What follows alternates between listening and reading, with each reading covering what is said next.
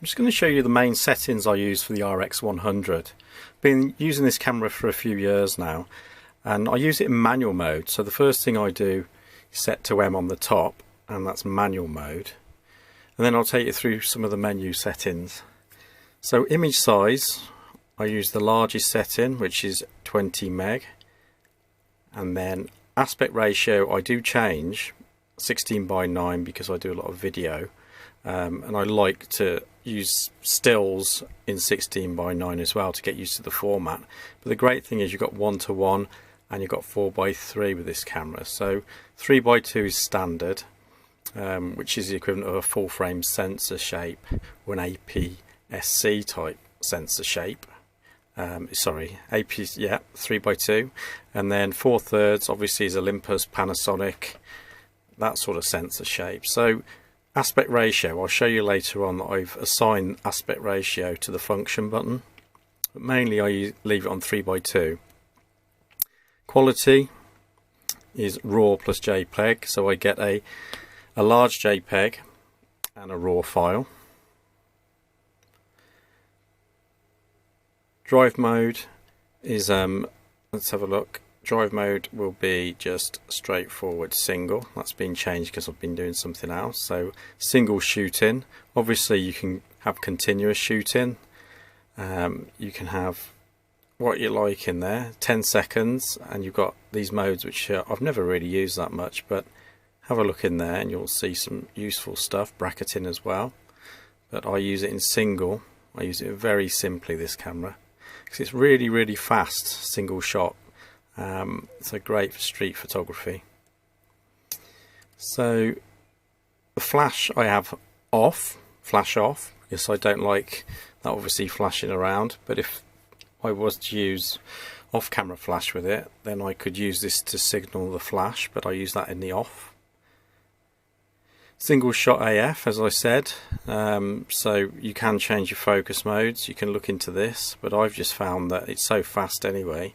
Single shot AF works really well, just using the focus and recompose technique. So I half press the shutter, use the center, extremely fast, then take the picture. So it's such a rapid little camera. Autofocus area is center. You can use either of these, multi or the spot one, but I use center, and that gives you a nice size box in the middle, and it's really responsive. Soft skin effect, I don't bother with any of that sort of thing. Smile face detect is on. I do use this as a little portrait camera as well, so it's just nice that when it sees a face, it just grabs onto it, and then you can just take pictures very quickly. So I do leave that on now. ISO, I've assigned the front dial to be the ISO dial. So around the front rim of the body stroke lens, you've got this dial, and I've assigned the ISO to that. And the way I use this camera is I fix the shutter speed, fix the aperture, make the creative decision, then I purely move ISO up and down using the front dial depending on the lighting environment. And with this camera, if you set 100th and 5.6, then your ISO you just move up and down as you move around, or maybe 200th to 500th outside, but you can experiment. All my settings really start at 1/200, which is a 200th of a second, ISO 200 and f5.6, and I work from there. But the front dial is so useful on this camera. Metering is not really something I use because I'm working in full manual, and I'm just dialing in the ISO, so I'm just adapting to the environment. Really useful technique. The great thing on this camera is you can use that in video as well. So as you move rooms, you can literally move the front dial, and as it gets darker and lighter, it's a very useful setup. The EOS R has got this ring on the lenses as well, so I'm hoping to look at those because I think it's a great setup. So metering's not really of an interest to me at all. Hasn't been for about 15 years, to be honest, because I work manually. Flash comp is ±0 because I'm not using flash. White balance, I just use auto white balance and I record the raw file. If the JPEG's good, then it's good. I use black and white a lot with this little camera, so auto white balance, if it's good, that's fine. If not, I've got the raw file that I can sort out white balance.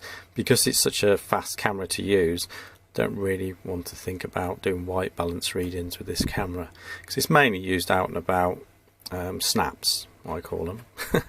But street photography, anything that you need to be running really quick. I've reviewed the G10. That's not a really fast camera, whereas this is extremely quick, so you can just grab shots very quickly. So I use the G10 for the Canon G10 for more landscape, and this for more grab shots. I've tested this and I used DRO level 4. You can have a play around with that, but that's what I've come to. Creative style standard, but as I say, I do use monochrome a lot on this camera. I've been playing around with that, as you can see. But yeah, just have a play around with the cameras and just get what you want. I can't advise a particular, some people like very vivid images, some people like very pastel type images. You've got to play around and find the style you like, so you know, that's what you should do. Long exposure noise reduction, I mean, I leave it on, but I don't really use this for long exposure at the moment, to be honest, but I leave that on. High ISO noise reduction, I set to high. This is, I wouldn't say it's a noisy, you know, setup really, as with the sensor and processor, but that does a really good job, the high ISO noise reduction. So as you go up through your ISO, and obviously I'm altering the ISO quite a lot, it does work well, so play around with that. You don't want really mushy images with a lot of these cameras. When you turn the ISO noise reduction up, you get very mushy images, but when it's sort of splodgy, hard to describe, you've got to again just have a play around. But I've come to high ISO noise reduction set to high. AF illuminator I switch off because I don't really want to tell everybody I'm taking a photo, and this works pretty good in low light anyway. So steady shot is permanently on. Steady shot in this camera is absolutely brilliant, and in video mode the steadier shot is just like having a gimbal. It's a really good little video camera, this. Color space sRGB. Obviously that JPEG, when it comes out of the camera, we can assign a profile of sRGB or Adobe RGB, two different color spaces. And we'll do a separate video about that at some stage. The bottom line is sRGB is understood by most browsers, always has been, but Adobe RGB can confuse browsers, so you don't really want to be uploading Adobe RGB files to the internet.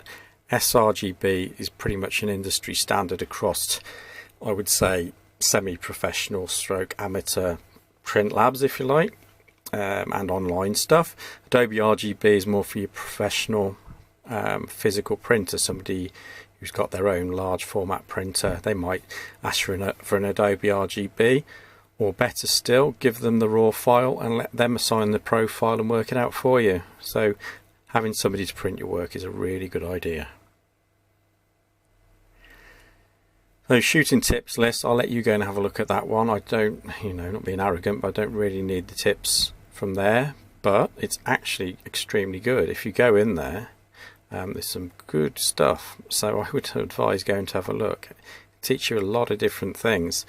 There's probably 20 years worth of experience in there, so it's worth having a look.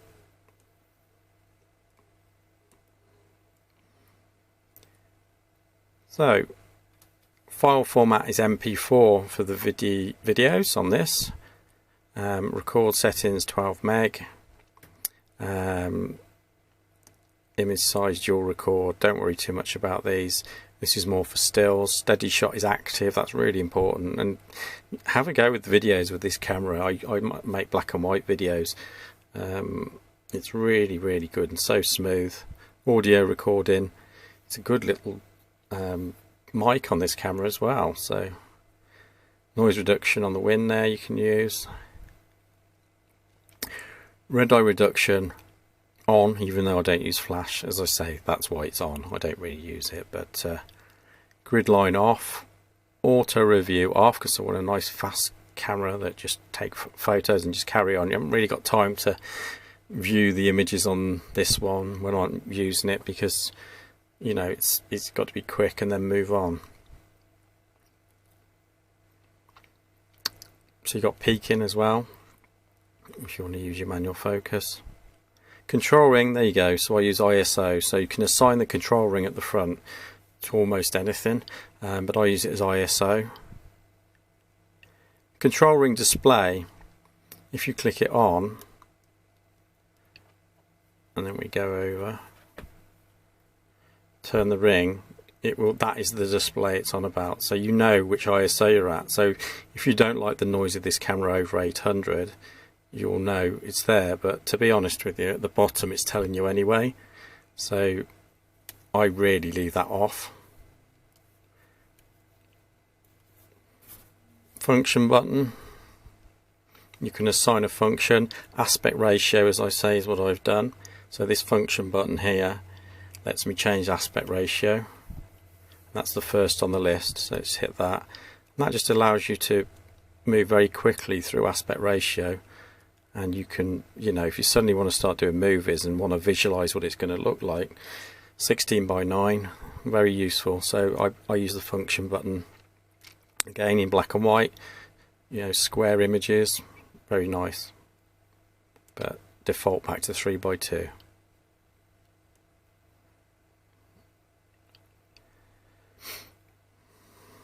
I don't change any of these. This is just either side of this control wheel. You can assign, but to be honest, there's little pictures, and if you reassign then you're going to get confused, so I don't change those at all. Manual focus assist, don't really use manual focus with this, but that's left on. So there you go.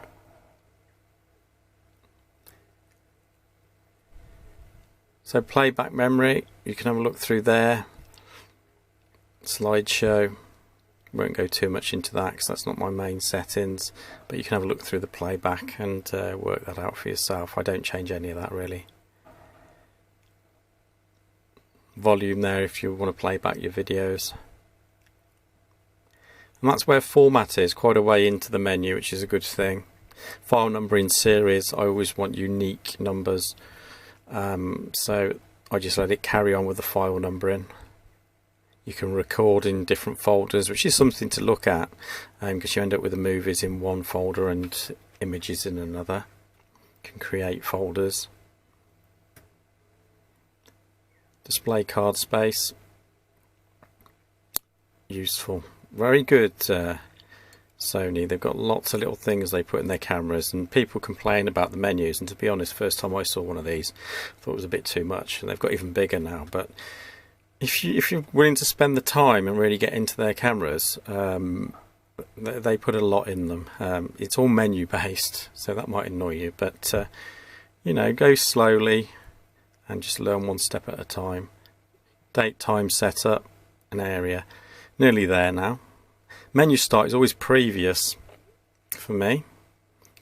Don't really know why. If I was to put top, then every time I did these videos I'd be in trouble because it would go back to the beginning of the menu. Maybe that's the reason. On the 5D Classic I actually do previous, and then on that date time, if I can find it, if I haven't gone past it, I saw it a few minutes ago. Don't worry too much about that, but you can assign it so when you press the menu button it just goes back to that particular thing. Won't get too much into that, but previous. Mode dial guide is off. LCD brightness is auto. As you move around it will change its brightness. It's pretty good on that, so I don't really touch that. Power saving 30 minutes. HDMI is auto. HDMI on. That's if you just want to get yourself a mini HDMI or micro and use this camera. Mass storage, this is something I'm looking at the moment, but USB connection, mass storage is what I use. So when you plug it into your laptop or your computer, you literally, the camera senses it straight away, it pops up on the screen, you can get your images across. So I don't actually take the cards out of this camera, and it also charges with USB, this camera, which is really useful. So charge with USB, same as my Samsung, and never take the card out of either of these cameras. Just plug them straight in, which I think is the way to go. So USB LUN, don't know what that is actually. Someone can comment below, tell me. USB power supply on, so we can charge the camera. Audio signal off, and we're nearly at the end. Drop sensor off, demo mode off, and there we go. So that's gone through the whole menu. What I use, as I said, the way I use this camera, and the thing that's absolutely wonderful on it, shutter speed, aperture, ISO, and then I just use the front dial just to change ISO. Very simple. Nice little histogram pops up there. You can change what goes on the screen as well. Very nice setup. So I hope that helps. We're at 16 minutes now. If you've got any questions, put them in the comments below. If you're using this camera, I'd love to know what you're using and how you find it. Obviously RX range is up to 5 now, is it? I think so. There's so many RX100s out there, and Mark 1, 2, 3, 4, 5. So people love the original RX100, and again, the reason I'm doing these short reviews of these cameras is because why do I hold on to them? Usually if a camera's not great, I get rid of it, and there's plenty of cameras I've got rid of that, to be honest, were brilliant and I shouldn't have got rid of them. 100D is another one I'd like to get back, but it's RX100 in black and white, very fast to use. The video for me function, the steady shot is amazing, just like having a gimbal, so it's a very nice little camera. So I can definitely recommend that you buy one of these. See if I can spin it around and see if we can look at the whole thing.